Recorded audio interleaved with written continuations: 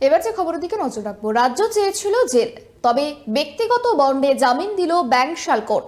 জামিন পেলেন আইএসএফ বিধায়ক নওশাদ সিদ্দিকী সহ 94 জন। জামিন পেয়েই রাজ্য সরকার ও পুলিশের বিরুদ্ধে তীব্র আক্রমণ নওশাদের। দেখুন, সংশোধিত ওয়াকফ আইন বাতিল এবং এসআইআর এর নামে হয়রানির প্রতিবাদে বুধবার ধর্মতলায় ধর্ণা অবস্থান কর্মসূচি নিয়েছিল আইএসএফ। সেখানেই পুলিশের সঙ্গে ধুন্ধুমার বেঁধে যায় আন্দোলনকারীদের। অভিযোগ, পুলিশি হস্তক্ষেপের সময় আইএসএফ বিধায়ক নওশাদ সিদ্দিকীকে মারধরের অভিযোগ ওঠে পুলিশের বিরুদ্ধে।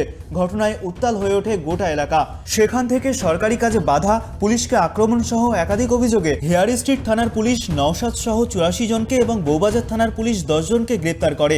বুধবার গ্রেপ্তার হওয়ার পর জোড়াসাঁকো থানাতেই রাত কাটান নওশাদ সিদ্দিকী। আইএসএফ এর অন্যতম কর্মীরা রাত কাটান সেন্ট্রাল ডিভিশনের বিভিন্ন থানায়। বৃহস্পতিবার ধৃতদের ব্যাংশাল আদালতে তোলা হয়।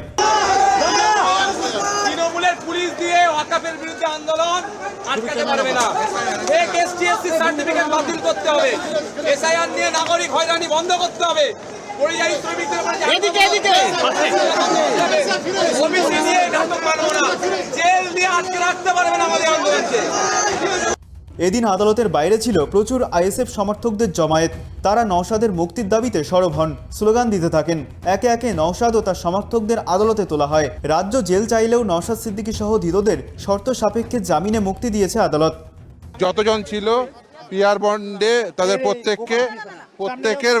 প্রত্যেকের পিআর বন্ডে বেল দিয়ে দিয়েছে। ফলে আর কেউ যে অগণতান্ত্রিক পদ্ধতিতে আক্রমণ করা হয়েছিল টিচারদের, ইঞ্জিনিয়ারকে, ইভেন অ্যাডভোকেটকে, ইভেন এমএলএকে, আজকে আদালতের নির্দেশ পরিষ্কার হলো যে এই অগণতান্ত্রিক পদ্ধতিতে সরকার চলতে পারে না।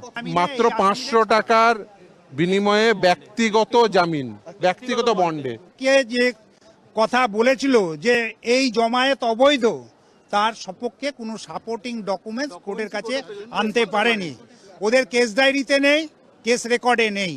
ফলে কোর্ট কনসিডার করেছেন এবং আসামিদেরকে ব্যক্তিগত জামিন দিয়েছে। সহজে ছেড়ে দেয়।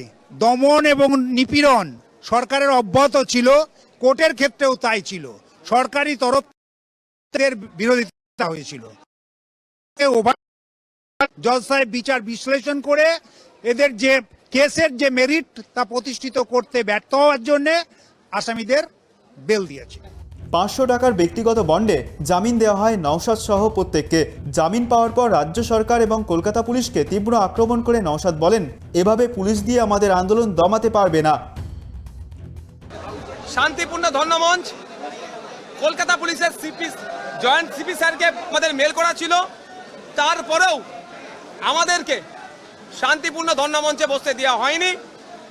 আমাদেরকে সেখান থেকে টেনে হিঁচড়ে প্রশাসনিক ক্ষমতা দেখিয়ে সেখান থেকে আমাদেরকে তুলে নিয়ে গিয়েছিল। আইন বিচার ব্যবস্থার প্রতি আমরা সবসময় শ্রদ্ধাশীল, আস্থাশীল। তারা আমাদেরকে আজকে জামিনে মুক্তি দিয়েছে।